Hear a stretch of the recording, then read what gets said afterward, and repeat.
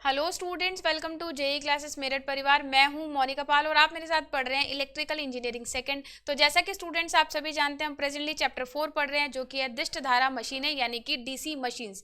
DC machines वो मशीनें होती हैं जिनको डीसी सप्लाई पे चलाया जाता है। डीसी मशीन्स को दो भागों में बांटा गया है, दिष्ट धारा जनरेटर और दिष्ट धारा मोटर। डीसी जनरेटर क्या होता है, जो कि मैकेनिकल एनर्जी को इलेक्ट्रिकल एनर्जी में कन्वर्ट करता है, जबकि डीसी मोटर क्या होती है, जो कि इलेक्ट्रिकल एनर्जी को मैकेनिकल एनर्जी में कन्वर्ट करती है। तो डीसी जनरेटर में बहुत सारी चीजें हम अभी तक पढ़ चुके हैं। डीसी मोटर का basic working principle, DC motor की हम वर्किंग यानी कार्यविधि पढ़ चुके हैं। डीसी मोटर कितने प्रकार, डीसी जनरेटर हमारे कितने प्रकार के होते हैं, साथ ही साथ डीसी जनरेटर में जो ईएमएफ प्रोड्यूस होता है, ईएमएफ का इक्वेशन क्या होता है, और हमने पढ़ा डीसी मशीनों की कंस्ट्रक्शन यानी डीसी मशीनों की आंतरिक संरचना कैसी होती है। इसके बाद हमने आपको कराया डीसी मोटर, और डीसी मोटर में अभी तक बहुत सारी चीजें हम कंप्लीट करते आ रहे हैं। और आज जो है डीसी मोटर का लास्ट टॉपिक मैं आपको कराने वाली हूँ। ये लास्ट है बट लीस्ट नहीं है, क्योंकि बहुत इंपॉर्टेंट टॉपिक है। डीसी मोटर में काफी बार एग्जाम में पूछा गया है।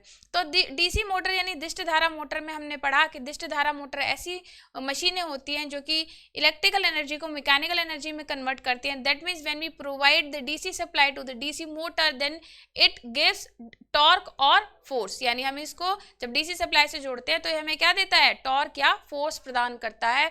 तो डीसी मोटर जो होती है, डीसी मोटर का वर्किंग प्रिंसिपल कुछ इस तरीके से है कि जब किसी धारावाही चालक को चुंबकीय क्षेत्र में रखा जाता है तो यह एक बल का अनुभव करता है। That means when we place a current carrying conductor into a uniform magnetic field, then it experiences a kind of force.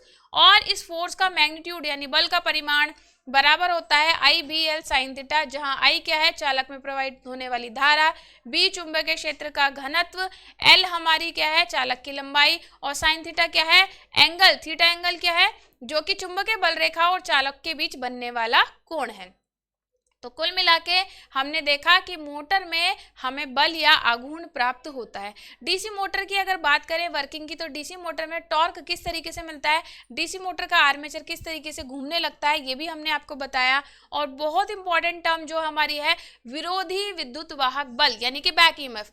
तो बैक ईएमएफ को इंपॉर्टेंट क्यों कह रही हूँ, क्योंकि एग्जाम में काफी बारी क्वेश्चन पूछा गया कि बैक ईएमएफ भाई क्या होता है और बैक ईएमएफ का क्या इंपॉर्टेंस है, क्या महत्व है। तो ये भी हम आपको करा चुके। साथ ही साथ डीसी जनरेटर की तरह डीसी मोटर को भी हमने जो क्लासिफाई किया है on the basis of armature and field winding connection किया है, यानी क्षेत्र कुंडलन आर्मेचर के साथ किस तरह से संयोजित है, उस आधार पर हमारा डीसी मोटर 3 प्रकार का हो सकता है, श्रेणी संयोजित, शंट संयोजित और कंपाउंड संयोजित। यानी कि आपका सीरीज वाउंड, शंट वाउंड और कंपाउंड वाउंड। और कंपाउंड वाउंड को फर्दर हम 2 तरह से कैटेगराइज कर सकते हैं, जो कि लॉन्ग शंट और शॉर्ट शंट। इसके अलावा हमने डीसी मोटर में बहुत सारी छोटी छोटी इंपॉर्टेंट चीजें पढ़ी। हमने पढ़ा विभव समीकरण यानी इसका वोल्टेज इक्वेशन क्या होता है, इसका पावर इक्वेशन यानी शक्ति समीकरण क्या है, मैक्सिमम पावर की क्या कंडीशन है यानी अधिकतम शर्त के लिए क्या कंडीशन होती है, और साथ ही साथ बहुत इंपॉर्टेंट आर्मेचर टॉर्क यानी मोटर में जो आर्मेचर टॉर्क प्रोड्यूस होता है टाउ ए, उसका क्या फॉर्मूला होता है, टॉर्क किन किन चीजों पर निर्भर करता है। इसके अलावा हमने आपको बताया कि डीसी मोटर के अभिलक्षण यानी कैरेक्टरिस्टिक्स ऑफ डीसी मोटर क्या होती है। अभिलक्षण अलग अलग क्वांटिटीज के बीच खींचे जाते हैं, जिसमें हमारी स्पीड, टॉर्क और आर्मेचर धारा। तो जब हमने अभिलक्षण खींचे अलग अलग मोटरों के, तो हमें पता चला इन मोटर के अभिलक्षण से हमें ज्ञात हुआ कि जो शंट मोटर है वो कांस्टेंट स्पीड के लिए परफेक्ट है, सीरीज मोटर स्टार्टिंग टॉर्क के लिए परफेक्ट है, और कंपाउंड दोनों के हमारे मिले जुले विशेषता को दिखाता है। तो इसके आधार पर हमने इनके एप्लीकेशंस यानी अनुप्रयोग पढ़े डीसी मोटर के, कि इनका कहाँ कहाँ उपयोग किया जाता है। इसके अलावा जो हमारा स्पीड का फॉर्मूला है यानी गति का जो सूत्र है वो भी हमने निकाला, और गति के सूत्र से हमें पता चला कि डीसी मोटर की गति जो है वो कुछ कारकों पर निर्भर करती है। किन किन पर निर्भर करती है बच्चों, एक तो सप्लाई वोल्टेज पे करती है दैट इज V, दूसरा हमारा निर्भर करती है फ्लक्स पर दैट इज फाई, और तीसरा करती है आर्मेचर प्रतिरोध यानी resistance of armature that is RA। तो इसके आधार पर हमने निष्कर्ष निकाला कि जो डीसी मोटर है इसकी गति का नियंत्रण हम 3 आधार पर 3 प्रकार से कर सकते हैं। That means speed control method जो डीसी मोटर के होते हैं वो 3 होते हैं।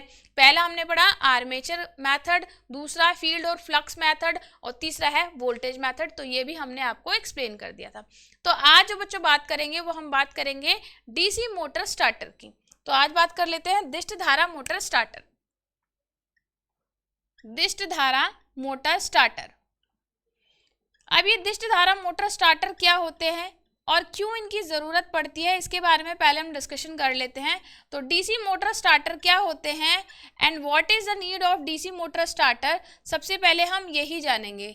तो डीसी मोटर स्टार्टर क्या होते हैं? डीसी मशीनों को प्रारंभ करने के लिए, यानी इनकी स्टार्टिंग के समय जो हम अरेंजमेंट लगाते हैं, जो युक्ति लगाते हैं, वो हमारी दिष्ट धारा मोटर स्टार्टर कहलाती है। फिर से सुन लीजिए, दिष्ट धारा मोटर को प्रारंभ करते समय, या कह लीजिए दिष्ट धारा मोटर को स्टार्ट करते समय जो हम युक्ति लगाते हैं वो क्या कहलाती है? डीसी मोटर स्टार्टर कहलाती है।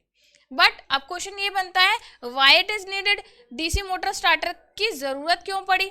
तो इसके कॉन्सेप्ट को जान लेते हैं। हर एक चीज का लॉजिक होता है। हम जानते हैं कि जो हमारा आर्मेचर वोल्टेज ड्रॉप है वो बराबर होता है IA RA V minus EB, जहां IA क्या है? आर्मेचर धारा, RA क्या है? आर्मेचर प्रतिरोध, V क्या है? सप्लाई वोल्टेज, और EB क्या है? Back EMF। तो जब हम आर्मेचर धारा का मान देखते हैं कि आर्मेचर धारा का मान कैसे आ जाएगा, तो आर्मेचर धारा बराबर आ जाएगी IA is equals to V minus EB upon RA। हमारे पास ये फॉर्मूला आ गया, यानी आर्मेचर में जो धारा है वो निर्भर कर रही है V यानी सप्लाई वोल्टेज पर, EB यानी बैक EMF, और RA माने आर्मेचर प्रतिरोध पर। तो जब शुरुआत में बात करते हैं, यानी स्टार्टिंग के समय या प्रारंभन के समय, इंग्लिश में लिख देती हूँ, स्टार्टिंग के समय EB इज इक्वल्स टू क्या होगा? 0। ऐसा क्यों कहा मैंने? देखिए, हमने कॉन्सेप्ट जब बैक EMF का डिस्कस किया था तो आपको बताया था कि जब मोटर हमारी घूमने लगती है, यानी हमें टॉर्क प्रोड्यूस होता है, यानी मोटर जब एक फुल स्पीड पे घूमने लगी, तब आर्मेचर क्या करता है? फ्लक्स लाइनों को कट करता है और बैक EMF मिलता है। लेकिन स्टार्टिंग के समय, यानी जब आपने मोटर को आरंभ ही किया है, तब आपका आर्मेचर शुरुआत में थोड़ी घूमने लगता है, स्टार्ट होने के बाद घूमता है। तो स्टार्टिंग के टाइम पे, eight the time of starting, या कह लीजिए प्रारंभन के समय, बैक EMF जनरेट नहीं होता, क्योंकि उस समय आर्मेचर घूम नहीं रहा होता, और जब आर्मेचर घूमेगा ही नहीं तो फ्लक्स लाइनों को कट भी नहीं करेगा, और कट नहीं करेगा तो बैक EMF भी इंड्यूस नहीं होगा। तो इसलिए हमने कहा स्टार्टिंग के समय हमारा जो बैक EMF होता है वो 0 होता है। तो हम लिखेंगे eight the time of starting, इसे मैं IS लिख देती हूँ, यानी स्टार्टिंग करंट जो होगी वो हो जाएगी is equals to V upon R। ठीक है, जहाँ RA क्या है? RA है, ये आर्मेचर रेजिस्टेंस। यानी स्टार्टिंग धारा जो है वो किस पर निर्भर कर रही है? वोल्टेज पर और आर्मेचर के प्रतिरोध पर। लेकिन जो आर्मेचर का प्रतिरोध होता है, यानी आर्मेचर का खुद का रेजिस्टेंस, हमने आपको बताया था आर्मेचर कैसे बना होता है। कई सारे कंडक्टर को हम आपस में वाइंड कर देते हैं, वाइंडिंग होती है आर्मेचर वाइंडिंग, या हम इसके लिए बार का भी यूज करते हैं। अलग अलग टाइप हो सकते हैं, या तो हम वाउंड कंडक्टर का यूज कर सकते हैं, यानी कुंडलित चालक का, या हम कंडक्टर बार का भी यूज करते हैं। तो बेसिकली ये जो रेजिस्टेंस होता है ये कम होता है। क्यों? क्योंकि जो हमारे आर्मेचर चालक होते हैं वो चालक पदार्थ के बने होंगे, कंडक्टिंग मटेरियल के, और कंडक्टिंग मटेरियल जैसे कि एल्यूमिनियम या कॉपर, मोरओवर हम कॉपर का यूज करते हैं, यानी तांबे का, इसका रेजिस्टेंस बहुत कम होता है, क्योंकि अच्छे चालक पदार्थ जो होते हैं उनका प्रतिरोध यानी रेजिस्टेंस बहुत ही कम होता है, जिसकी वजह से ये आर्मेचर प्रतिरोध का मान बहुत कम होता है, क्योंकि कंडक्टिव होगा आर्मेचर तो, और कंडक्टिव की बात कर रहे हैं तो armature resistance would be least, यानी आर्मेचर प्रतिरोध का मान क्या होगा? कम। और अब आप सीधे सीधे देख पा रहे हैं, जब आर्मेचर प्रतिरोध का मान कम है तो क्या होगा? IS का मान क्या होगा? बहुत अधिक होगा। यहां से हमें पता लग पा रहा है कि ये जो स्टार्टिंग करंट है, स्टार्टिंग धारा, इसको मैं क्या कहूंगी? स्टार्टिंग करंट, स्टार्टिंग धारा, स्टार्टिंग करंट, या कह लीजिए आरंभन धारा जो होती है, ये आरंभन धारा निर्भर करती है आर्मेचर प्रतिरोध पर, और आर्मेचर प्रतिरोध का मान बहुत कम होता है। तो शुरुआत में जब हम मोटर को स्टार्ट करते हैं तो इस जो हमारी स्टार्टिंग करंट है इसका मान क्या होता है? बहुत अधिक हो जाता है। तो अगर हम देख रहे हैं स्टार्टिंग के समय हमारा प्रतिरोध बहुत कम है और ये धारा क्या हो गई? बहुत ज़्यादा। जब धारा का मान बहुत ज़्यादा हो जाएगा तो आप जानते हैं I² R लॉसेस हो जाते हैं, P = होता है, P = I² R losses develop होने लग जाते हैं, यानी शक्ति का व्यय होने लगता है, ह्रास होने लगता है, जिससे हमारी हीट प्रोड्यूस होती है जो कि बराबर होती है I² RT। आप जानते हैं जूल का नियम है ये, ठीक है, जूल का नियम क्या कहता है कि किसी कंडक्टर में यदि आपने धारा प्रवाहित किया, उसका कुछ प्रतिरोध है और आपने टी समय तक उसमें धारा प्रवाहित कर दी, तो उसमें ऊष्मा उत्पन्न होने लग जाती है। तो जब धारा का मान बहुत अधिक बढ़ जाएगा तो ऊष्मा क्या हो जाती है, बढ़ जाती है, जिससे हमारी आर्मेचर वाइंडिंग डैमेज हो सकती है, फूक सकती है, बर्नआउट हो सकती है। फिर से समझ लीजिए, हम जानते हैं डीसी मोटर के केस में IA बराबर V माइनस EB होता है, जहां IA क्या है, आर्मेचर धारा, RA क्या है, आर्मेचर प्रतिरोध, और V क्या है, सप्लाई वोल्टेज, और हमारा EB क्या है, बैक EMF। ठीक है, तो हमें यहाँ से पता चला कि जो आर्मेचर धारा है वो बराबर क्या हो जाएगी, V minus EB upon RA। तो हम स्टार्टिंग के समय जब कंडीशन एज्यूम कर रहे हैं, क्योंकि हम स्टार्टर की बात कर रहे हैं, दैट मीन्स हम आरंभन के समय की बात करेंगे। तो आरंभन के समय यानी starting, at the time of starting EB equals to 0, क्योंकि उस समय आर्मेचर घूमता नहीं है, मूविंग कंडीशन में नहीं होता। तो हम कह सकते हैं starting current is equals to V upon RA, जहां RA क्या है, आर्मेचर प्रतिरोध। लेकिन आर्मेचर का प्रतिरोध बहुत खुद का बहुत कम होता है, जिससे स्टार्टिंग करंट की वैल्यू बहुत ज़्यादा हो जाती है, यानी सामान्य से, नॉर्मल कंडीशन से बहुत ज़्यादा होती है, जिससे आपकी आर्मेचर वाइंडिंग के जल जाने का, फूक जाने का, डैमेज हो जाने का खतरा रहता है और आपकी डीसी मोटर खराब हो सकती है।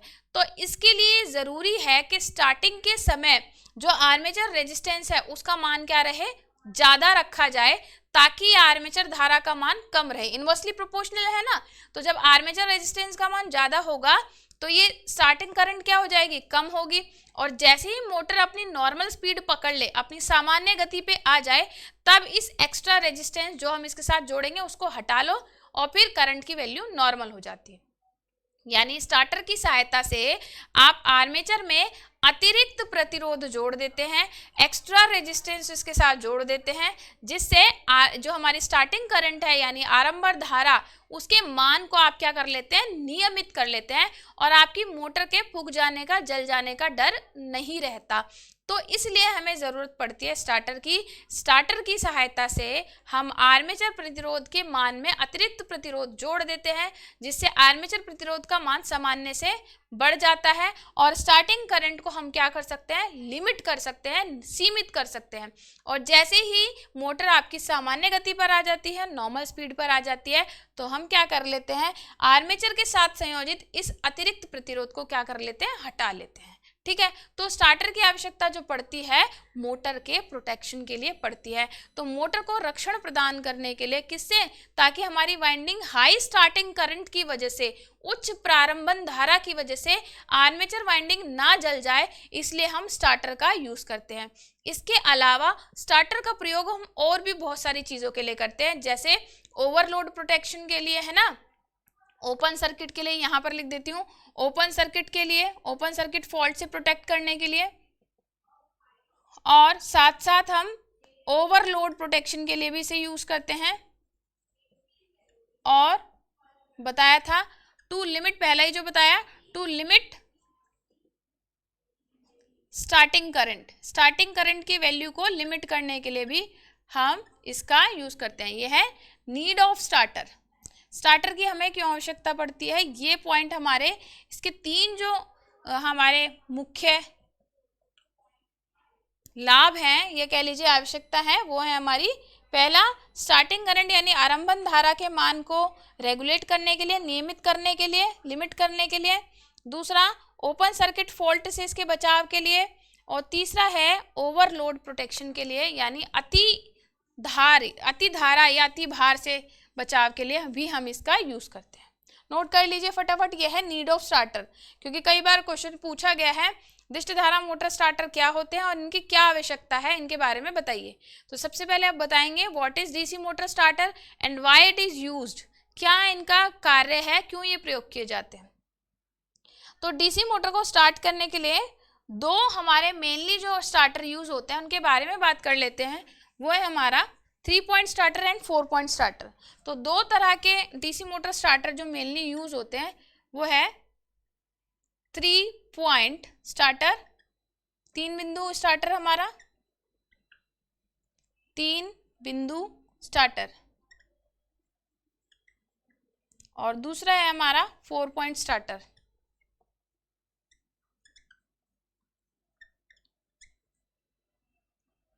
4 पॉइंट स्टार्टर।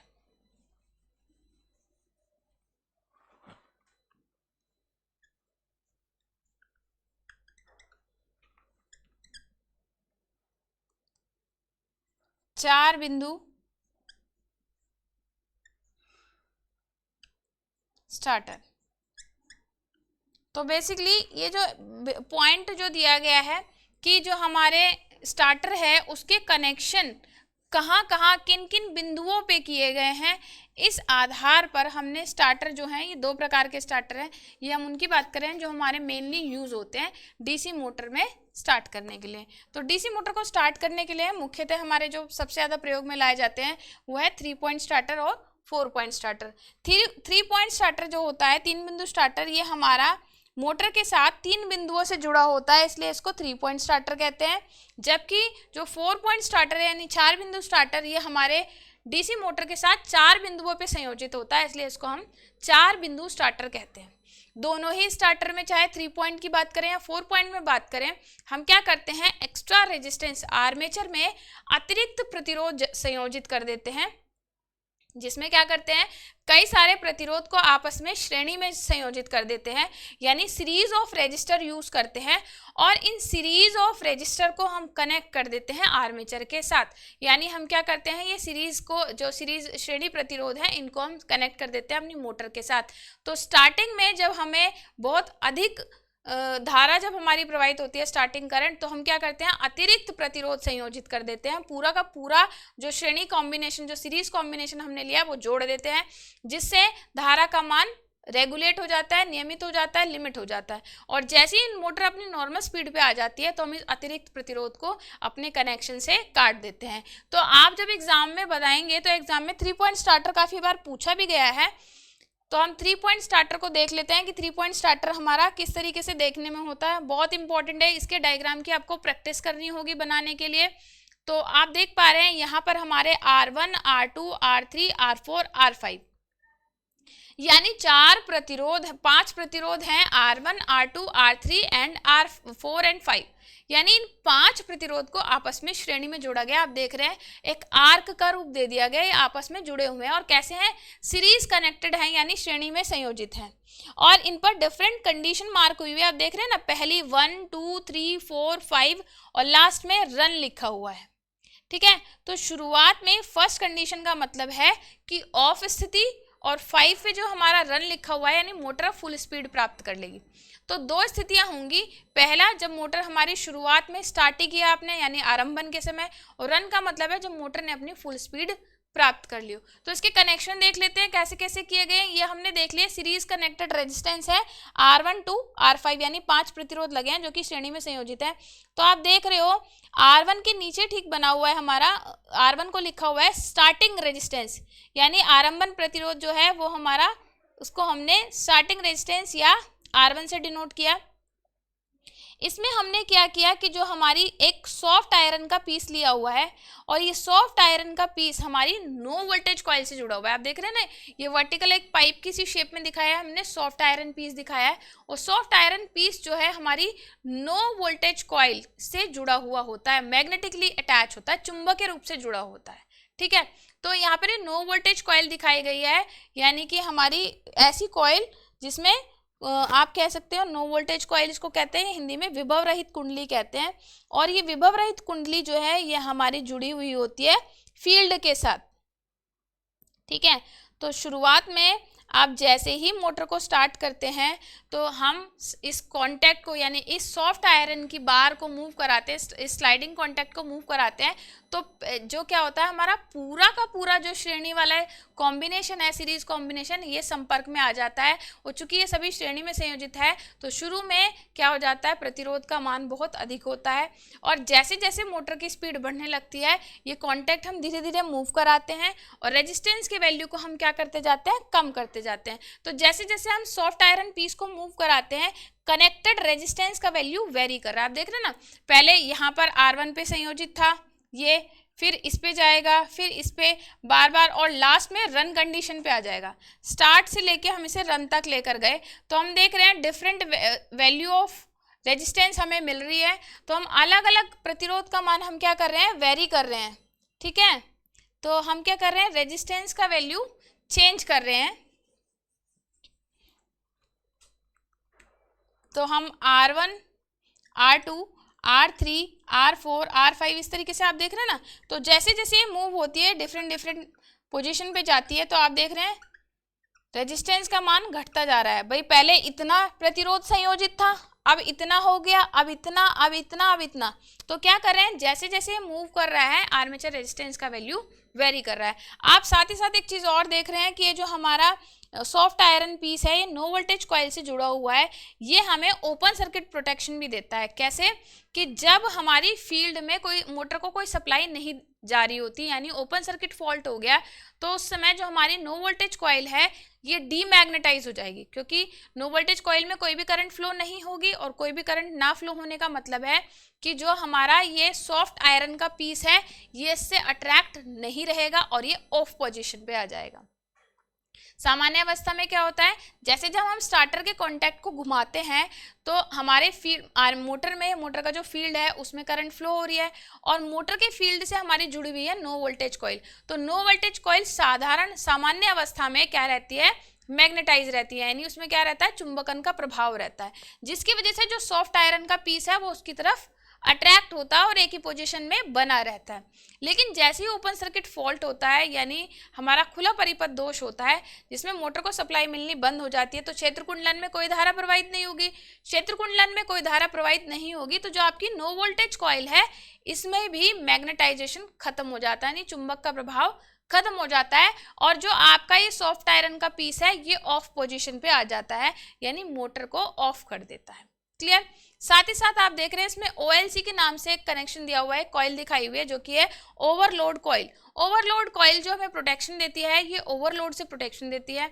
ओवरलोड का क्या मतलब होता है, जब धारा का मान सामान्य से अधिक हो जाता है तो उस अवस्था को हम कहते हैं ओवरलोड फॉल्ट या अति धारा प्रदोष। तो जब धारा का मान सामान्य से अधिक हो जाता है, नॉर्मल अवस्था में जब धारा का मान सामान्य रहता है, नॉर्मल रहता है, तब क्या रहती है, कॉइल मैग्नेटाइज रहती है। लेकिन जैसे ही धारा का मान सामान्य से अधिक हो जाता है, ये कॉइल जो होती है, जो हमारी ओवरलोड कॉइल है, ये डीमैग्नेटाइज हो जाती है, यानी विचुंबकित हो जाती है, और मोटर को हमारे क्या कर देती है, परिपथ से अलग कर देती है। तो कुल मिला के जो स्टार्टर हमने देखा 3 पॉइंट स्टार्टर, इसमें हमें 3 चीज़ों का बेनिफिट मिला। पहला तो हमने क्या करा, जो हमारी स्टार्टिंग धारा का मान हमें अधिक मिल रहा था उसको हमने लिमिट कर लिया। कैसे, जैसे जैसे हमने इसको अलग अलग पोजीशन पे वेरी किया तो हमें प्रतिरोध का मान हमने क्या कर लिया, परिवर्तित कर लिया, और अपनी मोटर को हाई स्टार्टिंग करंट के अगेंस्ट क्या कर लिया, प्रोटेक्ट कर लिया। अति जो शुरू में जो हमारी अधिक धारा मिल रही थी उससे हमने इसका बचाव कर लिया। और साथ ही साथ जो नो वोल्टेज कॉइल है, नो वोल्टेज कॉइल की हेल्प से हम क्या करते हैं, ओपन सर्किट प्रोटेक्शन इससे ले लेते हैं, और OLC यानी ओवरलोड कॉइल जो है इसकी हेल्प से हमने अति धारा प्रभाव जो है, ओवरलोड प्रोटेक्शन भी हमने इसको दे दिया। तो कुल मिला के 3 पॉइंट स्टार्टर जो है इसके बहुत सारे बेनिफिट होते हैं। और इसको 3 पॉइंट स्टार्टर इसलिए कहा क्योंकि ये जो स्टार्टर है हमारा 3 जगह से जुड़ा हुआ है। आप देख रहे हैं इसका कनेक्शन आर्मेचर से भी किया गया है, फील्ड वाइंडिंग से भी कनेक्टेड है, और हमारा लाइन सप्लाई से, जो हमारी लाइन है, मुख्य जो हमारी धारा है वहां से भी कनेक्टेड है। चूंकि ये जो स्टार्टर है ये DC मोटर में 3 तरह से संयोजन स्थापित कर रहा है, 3 जगह से कनेक्टेड है, इसलिए हमने इसको कहा 3 पॉइंट स्टार्टर। सिमिलरली जो हमारा 4 पॉइंट स्टार्टर है बिल्कुल इसके जैसा ही होता है। 4 पॉइंट स्टार्टर में अंतर बस इतना है कि वो 4 जगह से मोटर सर्किट से हमारा कनेक्टेड होता है। तो मोस्टली हमारा 3 पॉइंट स्टार्टर बहुत ज़्यादा यूज़ किया जाता है, तो मैं आपको केवल 3 पॉइंट स्टार्टर ही बता रही हूँ। 3 पॉइंट स्टार्टर जो इसमें हमारा स्टार्टर जो है वो मोटर सर्किट से 3 जगह से जुड़ा हुआ होता है। तो 3 पॉइंट का जो स्टार्टर होता है उसकी मदद से हमने क्या करा, स्टार्टिंग करंट को लिमिट किया, प्लस हमने ओवरलोड प्रोटेक्शन से इसको बचा लिया, ओवरलोड प्रोटेक्शन कर लिया। तीसरा, ओपन सर्किट प्रोटेक्शन भी हमने, ओपन सर्किट फॉल्ट से भी इसको प्रोटेक्ट कर लिया। तो ये था हमारा DC मशीन क्या होती है, दिष्ट धारा मशीनें क्या हैं। और दिष्ट धारा मशीनों में हमने आपका DC जनरेटर और DC मोटर दोनों ही पॉइंट कंप्लीट कर लिए। तो आज हमारा चैप्टर यहीं पे ख़त्म होता है। आप सबको बहुत बहुत बधाई हो, बहुत सक्सेसफुली, थोड़ा लंबा चैप्टर था लेकिन बहुत इंपॉर्टेंट चैप्टर था। तो आज चैप्टर यहीं पे ख़त्म होता है। अगली क्लास में बच्चों हम पढ़ेंगे सिंक्रोनस मशीन, नया चैप्टर आपका स्टार्ट करेंगे, चैप्टर नंबर 5 जो कि है तुल्यकाली मशीनें क्या होती हैं। तो तब तक के लिए स्टूडेंट्स मैं चलती हूँ, अगली क्लास में आपसे जल्दी मुलाकात होगी। Thank you so much. जय हिंद, जय भारत।